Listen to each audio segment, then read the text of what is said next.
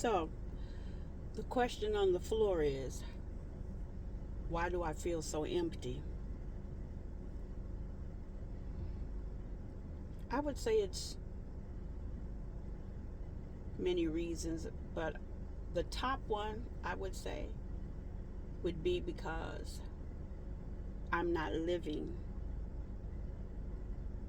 in my true authenticity. I believe that each and every one of us have come downloaded with the blueprint that's in our soul. And the world and systems, through people and through what we see, always wants to dictate who we should be, how we should be moving, how we should be flowing, what we should have by the age of 30 and by the age of 50, our life should look like this. But I want to say that it just could not, that just cannot be correct for everybody.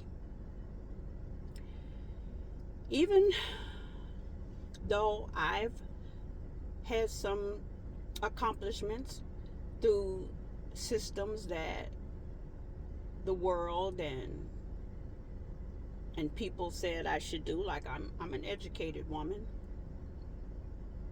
I purchased a home. I got married. I had children. I had a pet. I had a 2.5 car garage. But like a lot of people who have accomplished things, and I know some very high accomplished individuals, but yet and still, there's still an emptiness. And normally what happens when we're not following the blueprint that has been downloaded in our soul is we start chasing waterfalls. We start chasing rainbows. We start chasing the next big thing, the next trendy thing. Everybody online looks just like each other. The hair, the everything. It's just, it's not for everybody. Do you know how much creativity each and every one of us have? That we came here with a piece of the puzzle. Each one of us, we are a piece of the puzzle, and each one of us has something to offer the world that's creatively, individually unique to just us. And what happens is when we deny that authenticity, when we don't lean into the authenticity, we are just another product that is being mass produced by some powers that be. And it's not even important to know who or what those powers are. That's actually obsolete. What's important to know is when you and I are out of alignment. Some of us are married to people we don't even like. Some of us are working jobs that have been soul crushing. And we have stayed with those jobs. We have stayed with those people. We have stayed in those relationships because they offer consistency. But life is an adventure. And I wouldn't say that life is risky, because when you take the risks, quote unquote, that aligns with your next and where you're going next, guess what? There's no risk involved. No risk whatsoever. Now, to get to that point, you have to have a lot of courage. And courage is a byproduct. When you have courage to follow, as they would say, the beat of your own drum, it takes a lot of courage because there's a lot of pressure to conform. It's a lot of pressure to conform and then compete in the little box that everybody is placed in, where everybody is wearing the same hairdo, everybody is wearing the same type of clothing, everybody is just like clones. Everybody is just like they're cloned, and that's a result of giving up your individuality, giving up your own blueprint. And sometimes it's easy to do when you have not been in an environment, either as a child or at any point in your life, where it has been an environment conducive to you being able to hear your inner self say, this is the way right here, take this path. There's a saying that says that wide is the path of destruction and many find it, but narrow is the path that few find. And those few that are on that path, to me, I believe, are the few who listen to the inner guidance.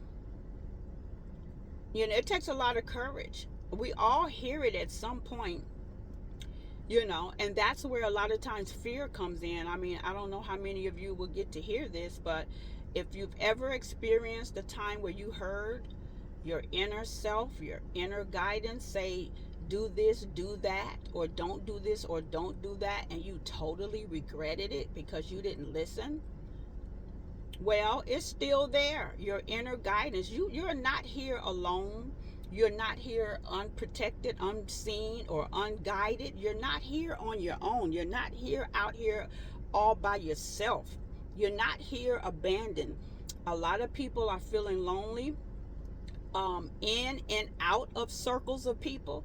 Those who are feeling lonely outside of circles of people, I think you're better off than those who feel lonely in circles of people, because I feel like the people who are lonely outside of circles of people are more on the path to walking into their total authenticity, because that's the path first. That's how you know, because you feel alone. There is no relatability at all. You cannot relate to people, and people cannot relate to you.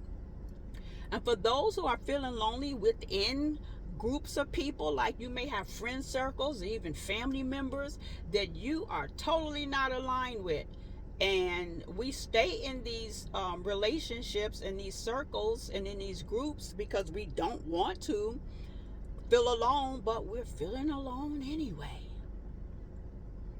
And so it takes a level of courage to detach and to choose you, bet on you. We got to begin to bet on ourselves. We have to have a level of confidence and a level of faith that there's got to be something better than what we are living in and what we are experiencing right now, because I can guarantee you that it is. Life is an adventure. You have to go and seek. You have to go and find it. It's right there. The moment you set your intentions on being authentic, the moment you set your intentions of coming out the box, the moment you set your intentions of leveling up, the door will open. The opportunity will manifest. The people will appear. There's a saying that when the student is ready, the teacher will appear. Only when the student is ready. And so the thing is, we're waiting, unready, waiting for the teacher to appear. We're waiting, unready, waiting for the door to open. No. Our intentions and our actions, when we bet on ourselves, automatically make those doors open up. I was choosing me again, because we do this on levels. There's levels to this thing. And I made a decision to choose me again. There's some family members that I totally let go of, and I told them, we've had my whole lifetime. Some of these people are way older than me. I know I've had my entire lifetime, and I'm gonna just put it like this: I'm past 30, but under 60. So I've had my entire lifetime to realize that this just not gonna work for me. And I know that it's holding me back because my inner guidance told me it was. Just like some of you guys' inner guidance is telling you the people circles you're in, whether they're friends, family, co-workers, neighbors. Your inner guidance is saying to you the job you're at, it's just not gonna work any longer. And that's why some of us are receiving so much pain. We're receiving so much hurt, harm, and betrayal in these relationships because it is actually our higher self that is forcing the hand so that we may be able to walk into opportunities that we've been waiting for all of our lives. That it has been our blueprint for these doors to open. And our soul is no longer settling for low-hanging fruit. Our soul is no longer tolerating being marginalized and just being accepted. No, this is the season where our soul wants to be celebrated for the uniqueness and for the authenticity that we bring into the world. It's getting ready to be a shift where the nobodies are going to become somebodies. This shift is where the no-namers are going to be the headliners. In this hour, the ones at the back of the line are coming to the front of the line. And your soul will have its way. It's either going to happen the easy way or it's going to happen the hard way. You get to choose.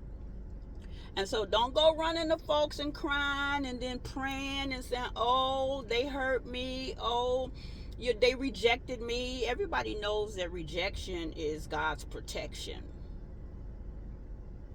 God is trying to show you this is not what I have for you. I have something else. But out of fear of being alone and different types of trauma that we still carry in our bodies and our spirit and our soul and our mind, we gravitate to circles of people that are unhealthy.